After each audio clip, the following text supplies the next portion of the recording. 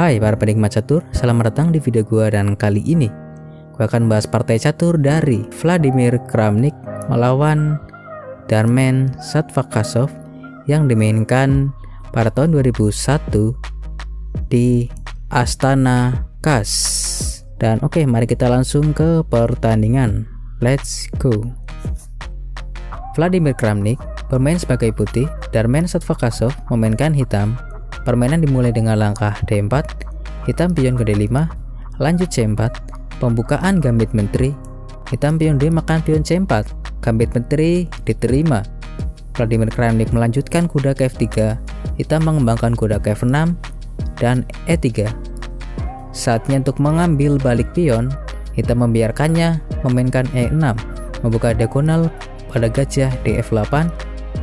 Tentu gajah makan pion C4 dan pion ke C5, menekan pion D4 dan membuka ruang untuk menterinya. Oke, putih memainkan rokade pendek mengamankan rajanya, dan hitam membalas A6. Persiapan langkah B5 menyerang gajah dan memungkinkan gajah ke B7 ya. Dan putih langsung mencegahnya. Langkah A4. Hitam melanjutkan perkembangan kuda ke C6, menambah tekanan ke pion D4. Putih menteri ke E2. Memberi ruang untuk benteng ke petak D1 beroperasi pada D-file, dan hitam merespon dengan menteri ke C7. Keluar dari lajur D-file, benteng ke D1 sudah pasti, lalu gajah ke D6, mengembangkan gajah untuk bisa rokade pendek, dan Kramnik jadi sedikit mengganggu hitam ya dengan pion D makan pion C5.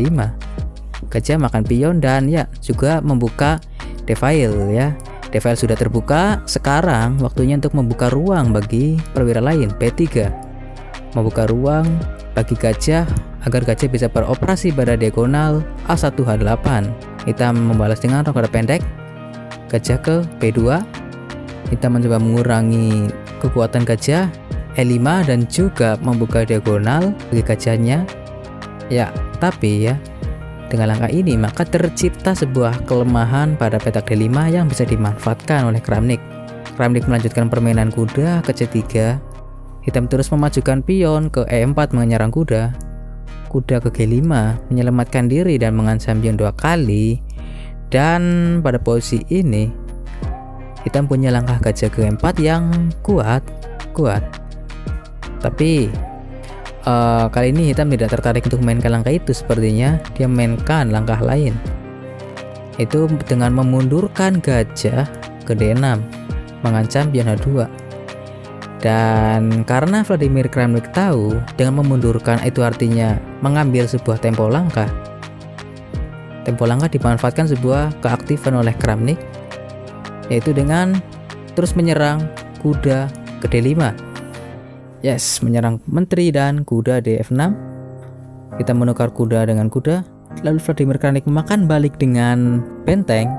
Dan ya, ini nih langkah penting pada partai kali ini. Benteng di D5 ini nantinya akan memberi kontribusi yang banyak pada pertandingan ini, dan kita akan lihat di langkah berikutnya. Lalu hitam udah pasti memakan pion H2, skak, raja ke H1, dan karena ada ancaman langkah G3 menjebak gajah terpaksa harus ya mengambil tempo langkah lagi ya, mundur lagi ke E5. Dan oke ya, hitam sibuk memainkan gajahnya bolak-balik. Vladimir Kramnik terus aktif, kali ini menyerang menteri ke H5, mengancam skak mati H7.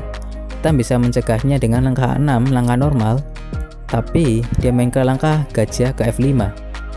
Sebuah blunder yang langsung dimanfaatkan oleh Vladimir Kramnik dengan langkah, ya betul, bam, kuda makan pion F7.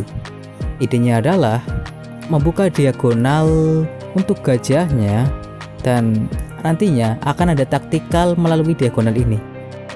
Dan kita hitung dulu nih, kita hitung dari mulai kemungkinan pertama, menteri makan pion F7.